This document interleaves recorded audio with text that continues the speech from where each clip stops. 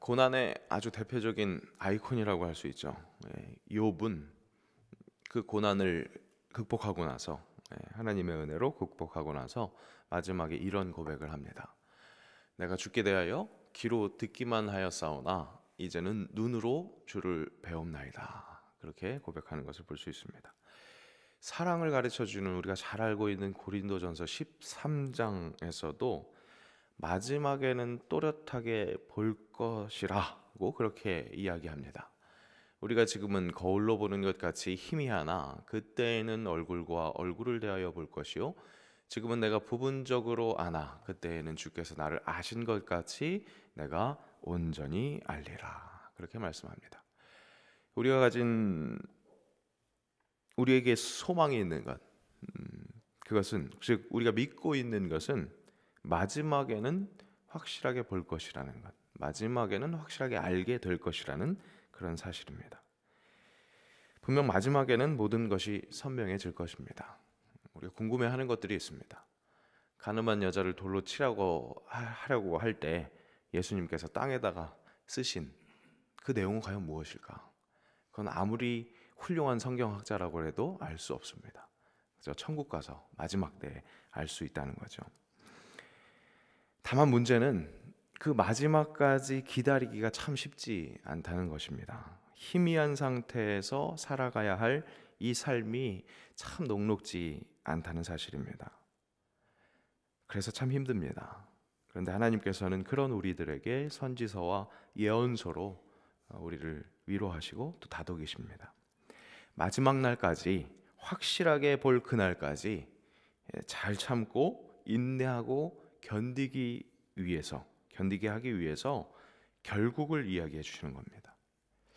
그런 의미에서 계시록은 꼭 그 마지막 때에 일어날 그런 현상들을 이야기해 준다는 것, 그것에 가치가 있다기보다 마지막 날에 있을 그 심판을 거쳐서 이루실 하나님의 구원, 그것에 대한 약속, 그것을 확인시켜 주는데 우리에게 큰 가치가 있습니다. 그 약속만이 오늘날의 고통, 도대체 잘 해석되지 않는 희미한 우리의 삶의 그런 문제들, 그것을 이겨낼 수 있게 하기에 그런 면에서 결국 계시록을 포함한 모든 예언서들도 우리를 향한 은혜를 나타낸다고 할 수 있습니다. 결국에 대한 소망, 그렇게 우리의 삶에 영향을 끼치는 겁니다. 그러니까 소망을 허락하시는 예언서는 우리 실제 생활에 베풀어 주시는 은혜가 된다는 겁니다. 꼭 나중에 이런 일이 있을 거야 라는 그 정보를 준다기보다 우리에게 마지막 허락되는 그 구원에 대한 약속, 그것을 다시 한번 확인시켜 주시는 그런 은혜, 우리 실제 삶에 힘이 되는 은혜가 된다는 겁니다. 오늘 본문을 한마디로 별명 붙여서 이야기하자면 하늘 전망대라고 할 수 있겠습니다. 이유는 우리의 시선, 우리의 눈높이를 하늘 위로 올려놓기 때문에 그렇습니다. 1절의 말씀입니다. 이 일 후에 내가 보니 하늘에 열린 문이 있는데 내가 들은 바 처음에 내게 말하던 나팔 소리 같은 그 음성이 이르되 이리로 올라오라. 이후에 마땅히 일어날 일들을 내가 내게 보이리라 하시더라. 그렇게 말씀합니다. 우리의 시선을, 우리의 눈높이를 하늘로 올리시는 거죠. 앞선 계시록 2장에서 3장은 소아시아의 7교회의 이야기를 해줍니다. 그것은 정확하게 이 땅의 현실을 이야기해주고 있는 겁니다. 교회가 당하고 있는, 교회가 가지고 있는 그 문제들을 지상의 눈높이로 이야기해주고 있었습니다. 그런데 그 눈높이를 오늘부터 읽게 될 4장과 5장에서는 천상적인 관점으로 올려주고 있는 것을 볼 수 있습니다. 이것은 두 가지 은혜를 허락합니다. 첫째는 하늘에서 하늘을 보게 한다는 사실입니다. 하늘의 영광을 보게 한다는 겁니다. 그 하늘의 영광은 우리가 마지막에 결국 함께 하게 될 영광입니다. 그 하늘의 모습을 보여주는 거죠. 둘째, 그 감격을 가지고 땅을 내려다볼 수 있게 합니다. 즉, 앞으로 이 땅에서 겪게 될 그 모든 일들 속에서 하늘의 시각으로 그 일들을 보게 한다는 것, 하늘의 것을 보면서 현실을 이겨낼 수 있게 한다는 겁니다. 분명히 우리의 시간의 흐름 속에서, 이 땅에서 겪게 될 그 시간의 흐름 속에서도 전체적인 구도를 볼 수 있는 하늘의 시각, 그 큰 그림을 볼 수 있게 하는 것이죠. 이런 모양을 머릿속으로 한번 그림을 그려봤습니다. 그랬더니 이런 도형이 나타날 수 있겠더라고요.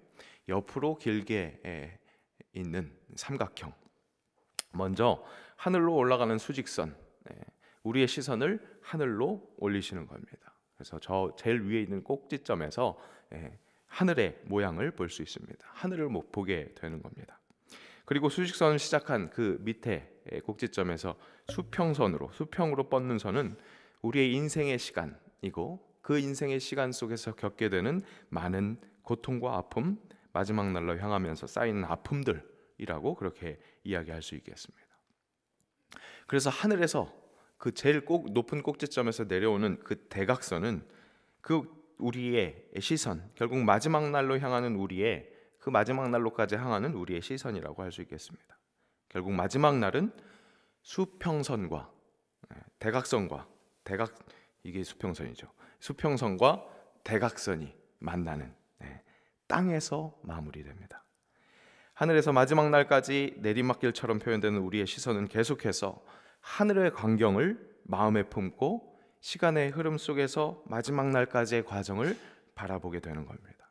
그리고 결국 하늘과 땅의 간격, 그것은 시선이 완전히 땅으로 이동했다는 의미라기보다, 마지막 때에 땅으로 시선이 이동했다는 것보다 하늘의 광경이 땅의 광경으로 그렇게 임하는 그런 그림으로 해석할 수 있겠습니다. 하늘을 보게 되는 감격은 삶에서 겪는 일을 보는 새로운 시각을 허락합니다. 그리고 시간이 가면 갈수록 그 간격은 좁혀지는 것을 볼 수 있습니다. 하늘을 보는 눈으로 땅의 일들을 읽어낼 수 있게 되는 겁니다. 고통이 아무리 심해진다고 할지라도 결말로 향하고 있는 것을 알기에, 또한 그 결말은 결국 하늘에서 일어난 그 영광이 땅에 임하게 된다는 것을 알기에, 그렇기에 현재의 고난은 장차 우리에게 나타날 영광과는 비교할 수 없다는 그 진리로 견딜 수 있게 하는 것입니다. 땅의 눈높이로 문제를 가까이 놓고 보면 그 문제가 엄청 크게 보일 수밖에 없습니다.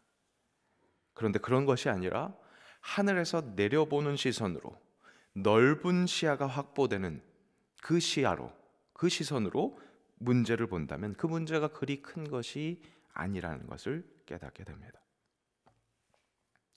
이 마지막으로 향하는 우리의 여정은 분명히 환난입니다. 그것을 부인할 수는 없습니다. 하지만 그런 과정 속에서도 담대하라고 예수님은 분명히 말씀하셨습니다. 이것을 너희에게 이루는 것은 너희로 내 안에서 평안을 누리게 하려 함이라. 세상에서는 너희가 환난을 당하나 담대하라. 내가 세상을 이기었노라. 우리 삶의 고통, 고난, 그것은 인정해야 합니다. 고난이 있을 때 오히려 우리가 가는 길이 제대로 된 길을 가고 있다는 것을 알 수 있습니다. 우리의 삶, 철로 역정입니다. 그 철로 역정을 그려낸 존 버년의 철로 역정, 그 속에서 주인공 크리스천이 길을 가다가 두 남자를 만납니다. 이 두 남자는 어떤 사람들이냐?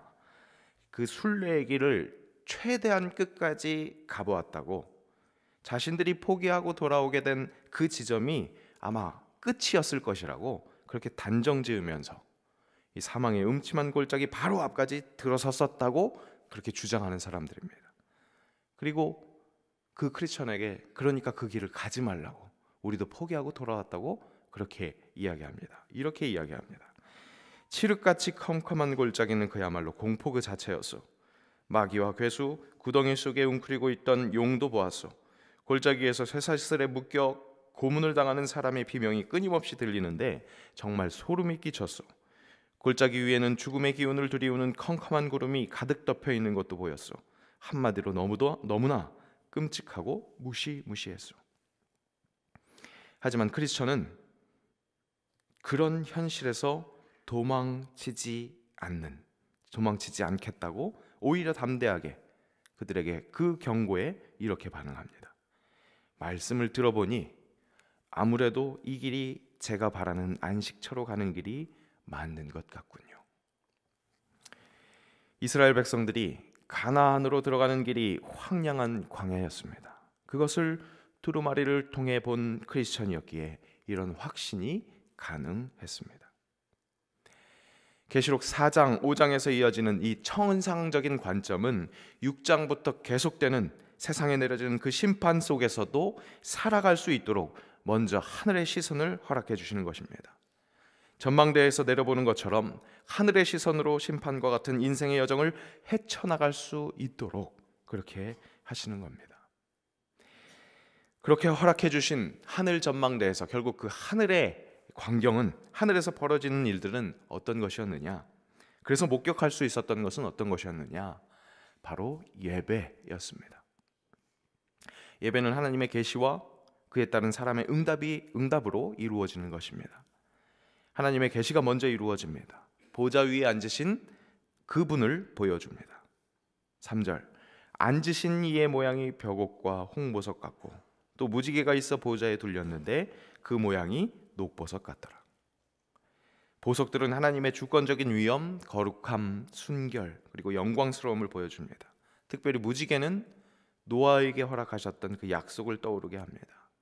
분명 폭풍 후에 뜨는 것이 무지개입니다.